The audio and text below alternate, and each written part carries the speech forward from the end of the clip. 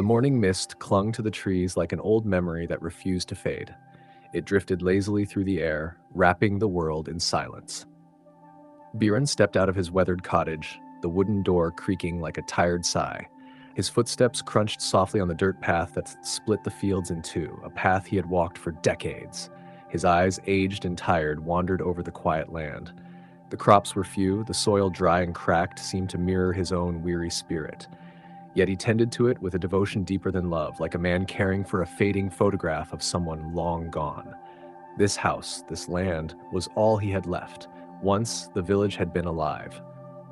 Children's laughter had echoed between the trees, smoke had curled playfully from chimneys, and lanterns had danced in the air during festivals. Biren remembered those days vividly. He could still hear his wife's voice singing in the kitchen, the smell of her cooking filling their home. He could see his son's muddy face, grinning as he chased chickens around the courtyard. Life had been full, loud, warm, chaotic, but time, relentless and cold, had taken it all. His wife had passed on a winter morning, her fragile hand resting in his. She'd whispered something just before the end, something he never quite understood but never forgot. His son, restless and full of fire, left for the city soon after. He said he couldn't grow here, couldn't breathe in a place where nothing moved forward. And the village, one by one, the homes were abandoned. Families packed up in search of better lives.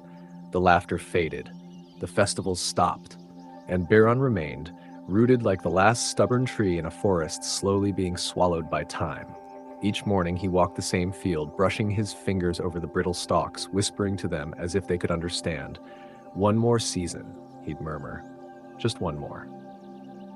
Inside his cottage, the world stood still. Dust hung in the golden light, pouring through the gaps in the roof. On a high shelf above the fireplace sat a small wooden box, forgotten and worn. One afternoon, moved by something he couldn't name, Biren took it down. Inside were seeds, old, dry, cracked, the last his wife had saved before her illness stole her strength. He picked one up, holding it to the light. Could life still sleep in something so fragile? That night, he sat beside the fireplace, the seed cradled in his palm. The flames flickered softly across his lined face. "You're not just a seed," he whispered. "You're a memory, a promise, a chance." At dawn, he stepped into the field and planted it, right in the center. Each morning afterward, he returned to that spot. He poured a little water, whispered stories to the soil, and sang the lullabies his wife used to hum. Days passed, then weeks. Then one morning, it sprouted. A tiny green shoot reaching toward the sky. Biren dropped to his knees and wept, not for the plant, but for the feeling it stirred in him. Hope. Word of the miracle spread. Travelers came, drawn by the tale of the old farmer and his seed. Some brought tools, some brought laughter, and some stayed. They built new homes, they planted their own seeds, they shared meals in the open air and told stories under the stars. The land, once quiet and tired, began to breathe again. Years passed, the field grew lush. Children's laughter returned to the paths. Smoke rose again from chimneys, the village lived, and in the very heart of the field stood a tree.